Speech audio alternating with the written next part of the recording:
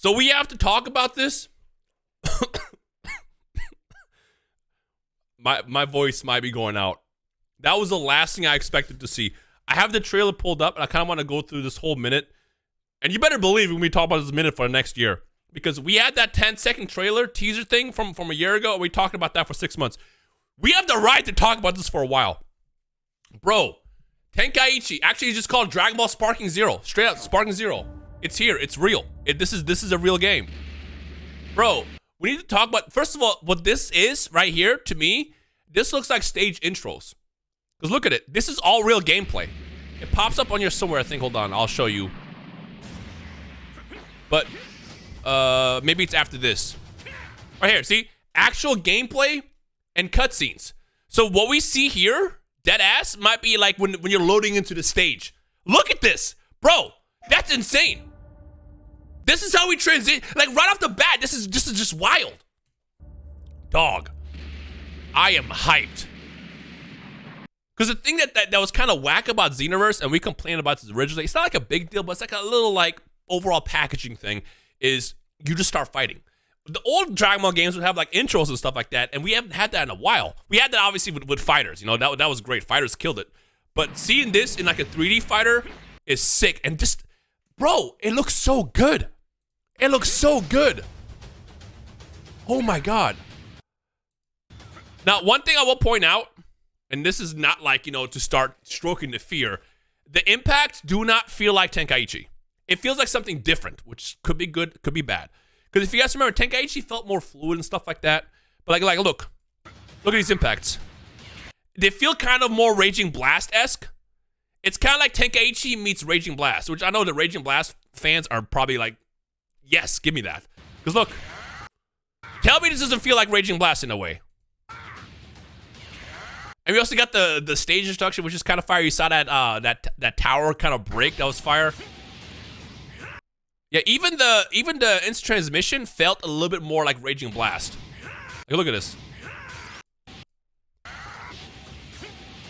It's more like, I don't know how to describe it. It's like more like it's like stuck to the map, you know? But it's like very smooth. That is so sick right here. Like, look how smooth that SWAT is. Woo!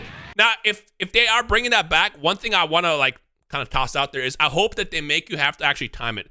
Because one thing that Raging Blast didn't do that well is in Raging Blast, you could just do this. Let me grab a controller for you can just hold, let's say this is the block button. You can just do this. And the second the blast connects, you swat it out of the way. I hope that they make it more where you have to time it. And you're not just like spamming a button, which will make swatting every key blast and beam easy.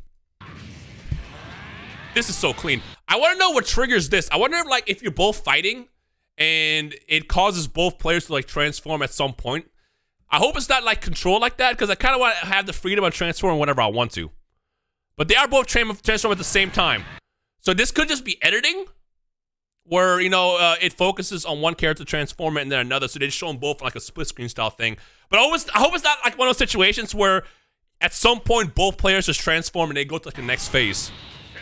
Because let's be real, we all want the freedom of transforming on our own. This is clearly both of them doing ultimates. I mentioned this in my reaction trailer. If you haven't seen it, go check it out. I think this right here is just teasing the fact that the beam clashes are coming back. Let's be real. One of the most infamous parts about Tenkaichi games was this. But the question is will they do it like a mash off where you have to, you know, mash buttons, or are they going to bring back the thing? Comment section below. Let me know what you want. I kind of like the mashing thing. Might be because I'm also very good at mashing. But I hope we don't have this come back and have, or maybe they let us do both. Because the spinning murders controllers. So this could also just be editing. They're both doing the ultimate at the same time. So they're teasing that beam clashes are coming back, which is like one of the most iconic parts in old Dragon Ball games. I'm mad that they teased this much in 30 seconds. This much. Bro. All right, on to the next one. So this right here clearly is them showing off that stage destructions are coming back to the game. Like right there, the map blown up, and then you see the blown up map afterwards. I will say this, that instant transmissioning of right, not instant transmission, but like the dodging, the vanishing, the snap vanishing here looks so much cleaner than the first one. This one feels more like Tenkaichi, I would say. And I think now this is just the purpose of just showing off the characters that we're going to get summoned at once. So clearly we have Broly. You got to have Broly. You show Broly in a trailer like that, that's crazy. So, again, I want to point this out. In the initial part of the trailer where we see both of them transform, I don't think that's tied to like an event or like they reach certain health. I think they just edited both to just transform at the same time because clearly here we have Broly transforming. And then a teaser at an ultimate, I want to say. But let's actually go frame by frame on this. So we have Piccolo, obviously, Krillin, Tien, Yamcha, Trunks. Hold on, what was that? 18, I think? 18, obviously Cell. And Cell, by the way, no pun intended, but this man looks perfect. Instinct, insect, whatever you want to call me. He is perfect. Look at the shading. Look at the shading, man. Ooh, whoa, relax. Whoa. Hold on. I just saw some extra stuff. So we have future Trunks. This is the Trunks that came back, obviously. I gotta go like frame by frame. So we have Boo. This is clearly Rage Trunks, aka Dragon Ball Super Trunks. Bergamo. That's the first time we're getting Bergamo playable in a game, isn't it? Not counting the mobile games. We don't count. I'm talking about like the real actual games. That's kind of sick. We saw MVP 17. We'll give him some screen time right there. Of course, you gotta tease the Jiren.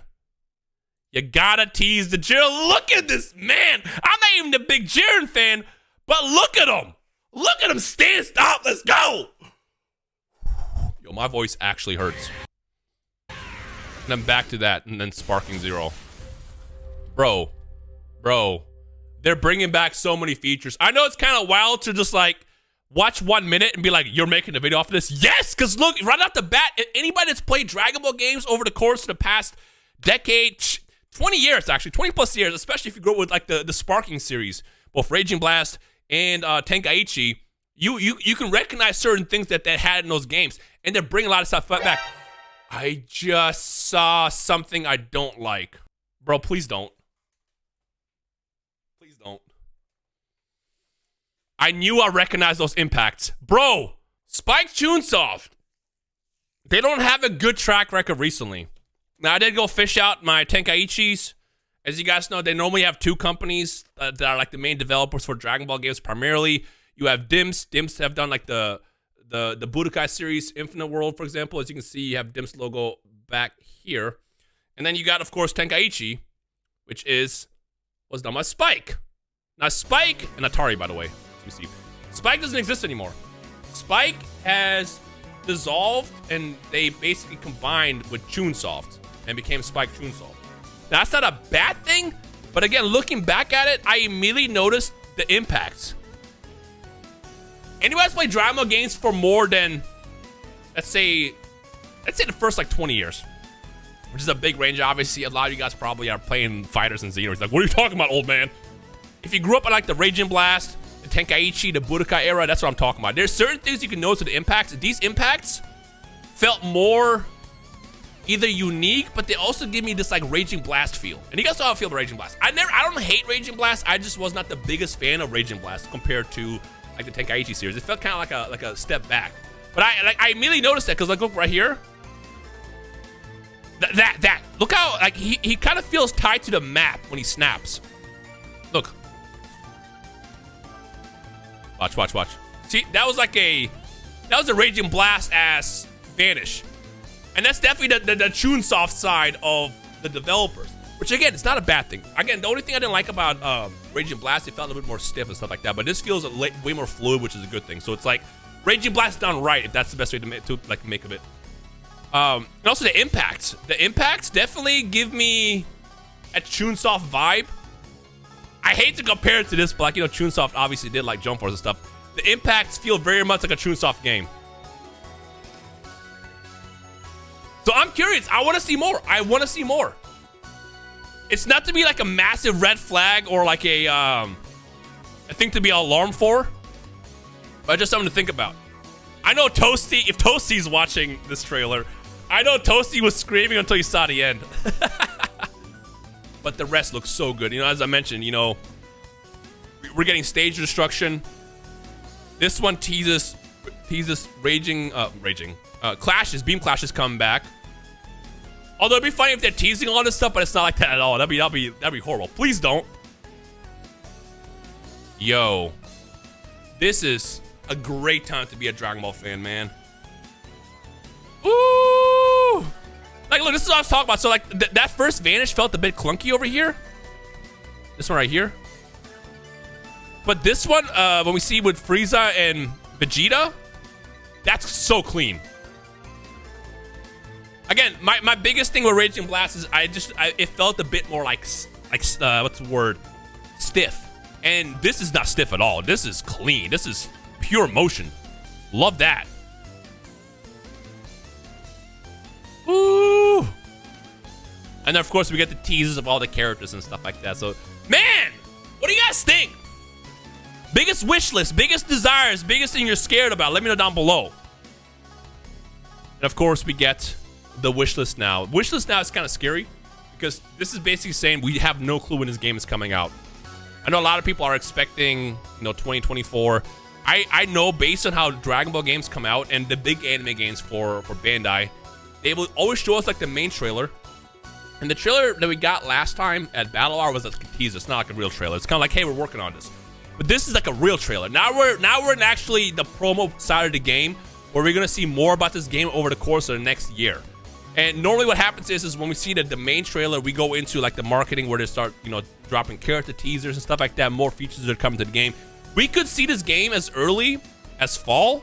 I don't think we'll see it in fall, but we can see it in fall. The reason I say fall is because fall and January/February are always their big game release dates, If you look in the past from Battle Z all the way up until Fighters, all their main Dragon Ball games always came out either in the first quarter, like January, February, or fall. I think Xenoverse is the one that came out in fall. And then they also did like Naruto and stuff like that. But all their like main games, like Kakarot came out in like January, February. Fighters came out January, February. Battle Z came out, I believe, January as well. Like all their main games always come out for Dragon Ball in the first quarter. I can see this January, February 2025. Which means we have a whole year of reveals. We'll probably get more information at actual Battle Hour, which is like a couple weeks away. But yeah, we'll see how Chunsoft does. Chunsoft, they have a lot to, a lot. Large shoes to fill, that one. And Chunsoft, while they have failed us a lot in the past, I don't know if this is the time where we can assume that they're going to fail us again. Because this looks so fluid, man. This looks so fluid. I'm here for the ride, man. I am with it. Comment section below. Let me know your thoughts about this. Oh my god. I can't believe that dropped us today. I swear to God, I was literally on call with Dado. I was like, all right, we recorded. We said peace. We got off. We both said we're not watching the Game Awards. I texted JRK because we were supposed to play some games. He said he was watching Game Awards, and I was like, cool, I guess I'll just watch the Game Awards too because I have nothing else to do. I'm excited, man. It's a great time to be a Dragon Ball fan. I'll see you in the comments of this video.